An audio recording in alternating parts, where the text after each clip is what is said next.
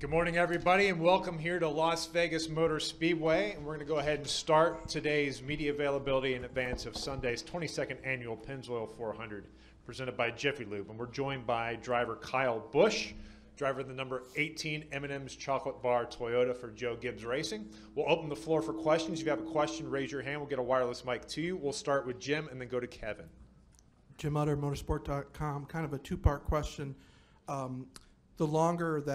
The more contract extensions and the longer you've been at Joe Gibbs Racing and the more success you have, do you find it more and more unlikely that you can picture yourself racing anywhere else? And the second part of that is, aside, of course, from the success, what is it about JGR that has turned out to be a very good fit for you?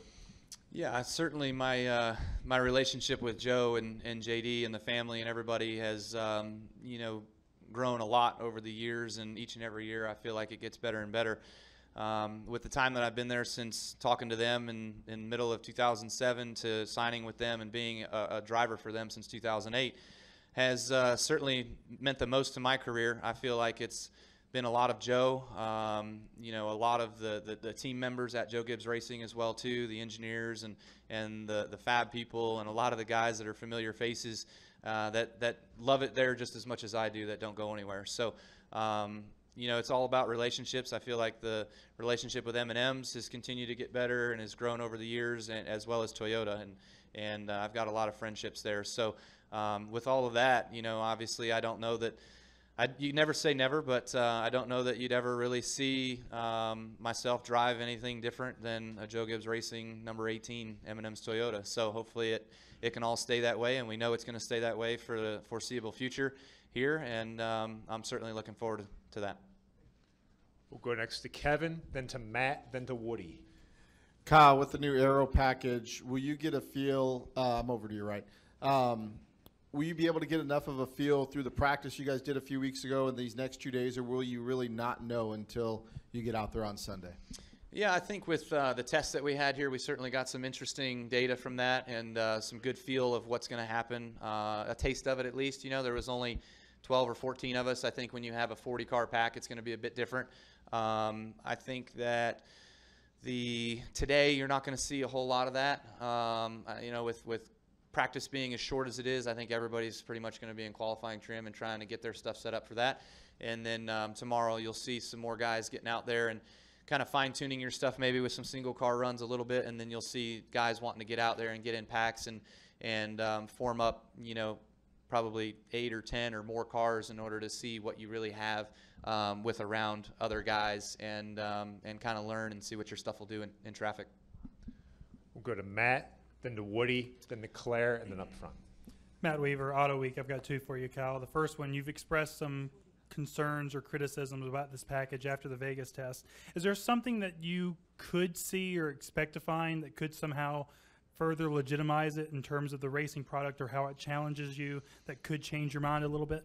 Well, when I talked about it, we were just doing single car action, and we were just doing single car runs when I was brought in the media center. So it was, wide open by yourself, not having a stress, not worrying about slipping or doing anything. So Atlanta was a bit different than that, with the racetrack being wore out and having to get out of the throttle. Here we ran a race run the second day that we were wide open for the last 8 laps of that run after the course of a 25-lap run. So, we got kind of single filed out there. Austin was leading, and he won that one. With the action that kind of happens in the pack, though, like, you do have to get out of the throttle, you do have to work the air, you got to work your car. There's some tense moments when you're side by side with guys. So there are going to be instances, and there are going to be times where we crash. We saw that at the All-Star race. For as slow as the cars were, and for as easy as we all said they were to drive, we're still going to run out of space eventually, and we are going to crash. And people are going to be like, well, they're not so easy to drive. Well, yes and no. We run into each other. When two guys want the same real estate, that's going to happen. But overall, I think that whatever works, whatever is successful in being able to put more eyes on television and more butts in the seats, that's what it's about, to be able to put on a show. And you revealed earlier this week that you're going to go back to Nashville to run the All-American. Do you see that guitar as being something that's important to you on the bucket list as far as your late model stuff? Yeah, I love late models and being able to go run the super late model divisions across the country, go run some particular racetracks. I've run Nashville once before. Yeah, and we were really good, really fast that day. Actually, what's funny about that is Chris Gavehart was my crew chief, so we know how good my car was because we know how good Chris was, right? And so I certainly would have loved to have won then, but I still like going to some of these places and being able to race against some of the best competition in the late model world. So I like the opportunity to go to Nashville. Took them up on that when the dates kind of worked out that I could make it, and so we're going to go do it. Woody came with MRN. Kyle, just wanted to look ahead a week for Phoenix with the flip-flop of the start-finish line there and with this new package.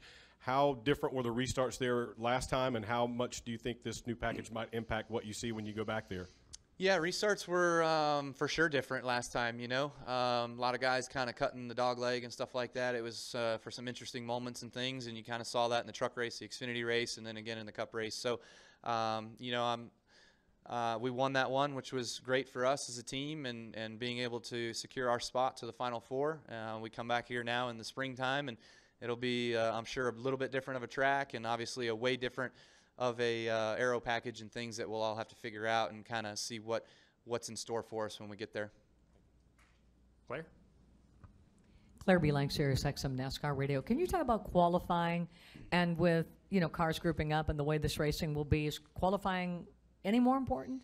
Yeah, qualifying's important. I guess you get to take home a cool trophy if you sit on the pole, so that would certainly be nice. But overall, I don't think it pays you anything anymore these days. So it's just the pit selection and things like that. But with this package, I would assume that, like we saw last week, I think Brad started in the back, Joey started in the back, and those guys were able to drive up to the front and have fast race cars. So I think that you'll see some of that. Guys will be trimmed out and being able to go fast for a few laps, and then they'll be the goers, if you will. So I think that's what kind of makes this package a bit more interesting, and it's certainly going to be what makes qualifying interesting. And what guys are going to do? Are they going to do what we all used to do at trucks, is go down and sit at the end of pit road and wait till the last possible second that you can to just barely cross the start-finish line with enough time to be able to complete one lap to get a time in? I don't know if that'll work or not, but we'll see what everybody's doing. You got to be game for anything right now. And one other quick thing, what does it mean to you that Mars has stuck by you throughout your entire career, thick and thin? There have been ups and downs of your personality, right? But they've been there throughout the whole time. Yeah, I think what's most special about that is as we've grown over the years, and the reason why it's worked as well and has stayed is they know who I am more of a person and not just a competitor. A guy on the racetrack and going out there and competing and being fiery when things don't quite go right. You want to win each and every one. And they certainly understand those moments, and some of them maybe not as understanding as others, which is understandable. But for myself, with them and the family and stuff, we've certainly had a lot of fun and had a great relationship. I mean, me and some of the grandsons, we went to the Super Bowl together. We were hanging out all weekend long and having a great time. So, it's always enjoyable for me to see those guys and to hang out with them.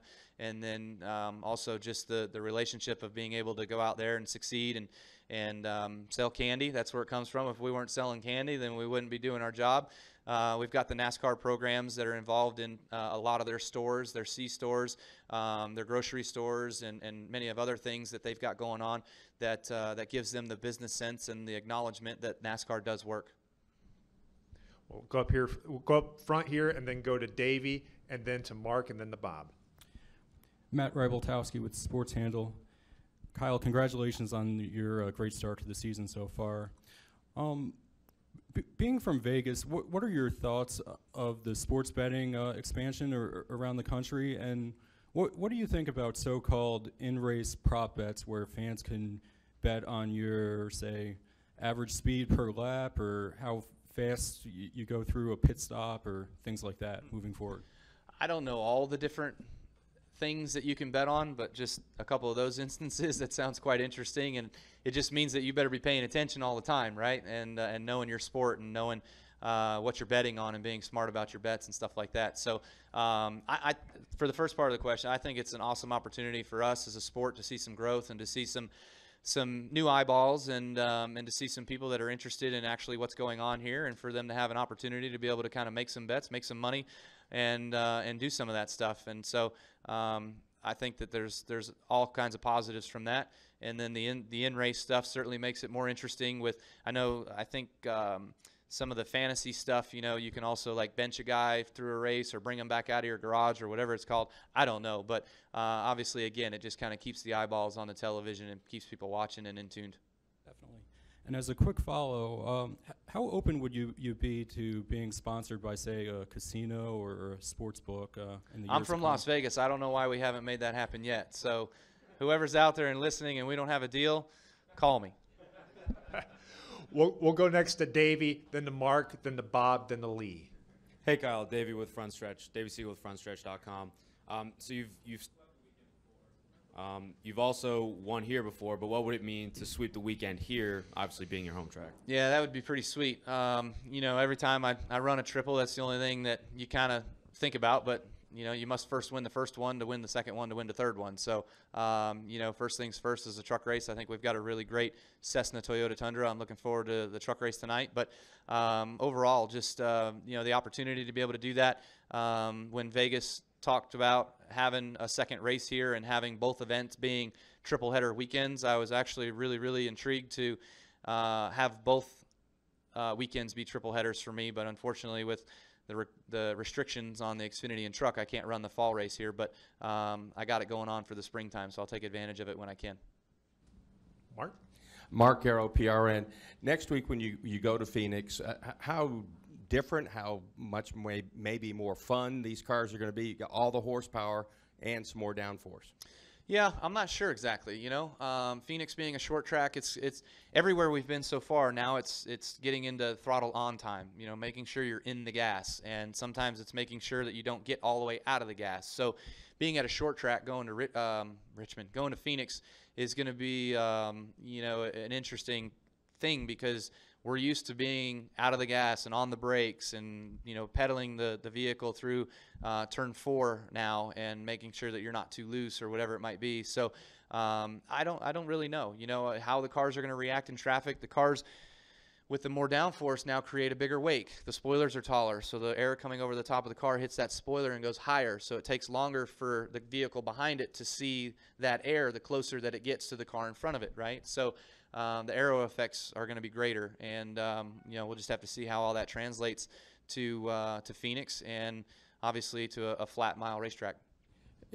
Will you like having some throttle response? These races here, you're talking about because you'll be with the 750 package. Yeah, I mean Denny tested out there in Phoenix, and he was like, it feels restricted, it doesn't feel like a 750 like we're used to. I would say probably 830 last year or whatever it was, so it's still a little bit of a reduction on what we used to have. Bob? Bob Pockers, Fox Sports.